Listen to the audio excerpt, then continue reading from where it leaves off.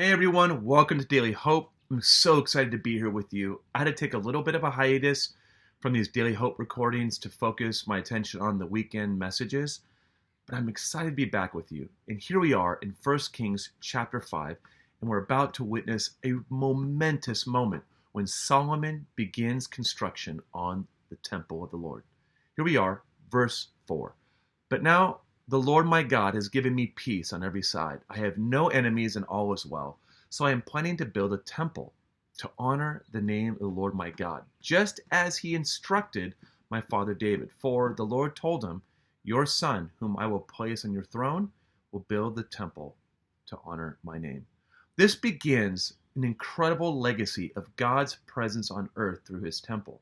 Now I wanted to step back for a minute and look at the big picture history of God's temple on earth, and then what it has to do with us today.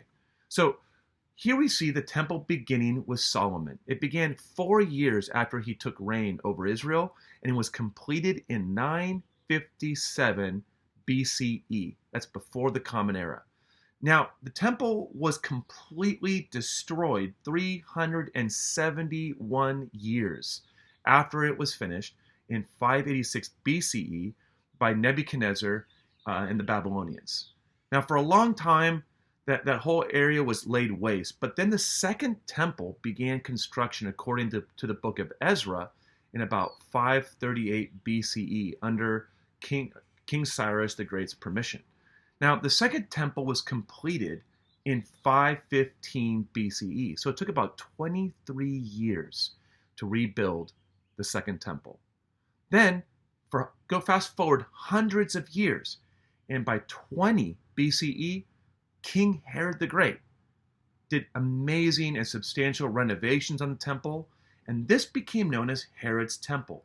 This was a temple that Jesus would have worshipped at, and is the temple that Jesus went and cleared the temple courts in. Yeah, this is the same temple, Herod's Temple.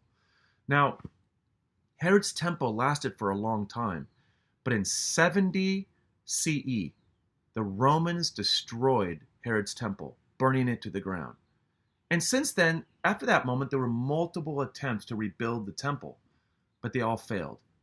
And then, 621 years later, in 691 CE, Muslims built an Islamic shrine on the Temple Mount called the Dome of the Rock. And that is where we are at today. So there's a brief history. So let's talk about the temple and what it represented. The temple was an echo of the Garden of Eden, where God dwelled with humanity. It was meant to represent his desire and original intent to dwell on earth with all of humanity. It was a place that all the earth could come to worship and to meet with God. God's promise has always been to restore his presence among his people in all creation. And that was the original intention of the temple. But then something radical happens when Jesus shows up. Listen to what Jesus says in John 2:18. The Jews then responded to him, what sign can you show us to prove your authority to do all this? Now, he had just cleared the temple and overturned the table of the money changers, okay? Verse 19, Jesus answered them, destroy this temple and I will raise it again in 3 days. And they replied, it has taken 46 years to rebuild this temple, and you're going to raise it in 3 days? They think he's talking about Herod's temple, right? Which was the second temple, but renovated by King Herod. Verse 21, Jesus says, but the temple he had spoken of was his body. So Jesus is actually coming saying, this is not the temple, I am the temple. Jesus is saying that where he is, the presence of God is. And those who come into proximity to him are coming into proximity with the Holy of Holies, the very presence of God. And so everything Jesus said and did was to show the world what God's will in heaven looks like on earth.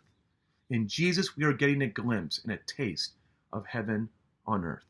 That was the purpose of the temple, but now Jesus is saying that is being fulfilled in his life. But when he is crucified and resurrected, he pours out his Holy Spirit on his people and does something even more radical. Listen to this. 2 Corinthians 6:16 says this, "For we are the temple of the living God. As God has said, I will live with them and walk among them, and I will be their God, and they will be my people." You, as a believer, when you receive the Holy Spirit, become the temple of God.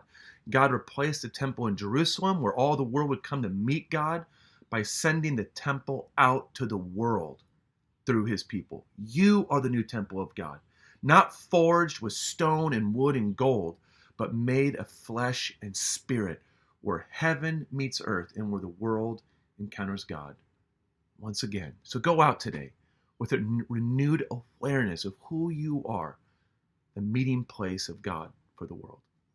God bless you. Have a good day.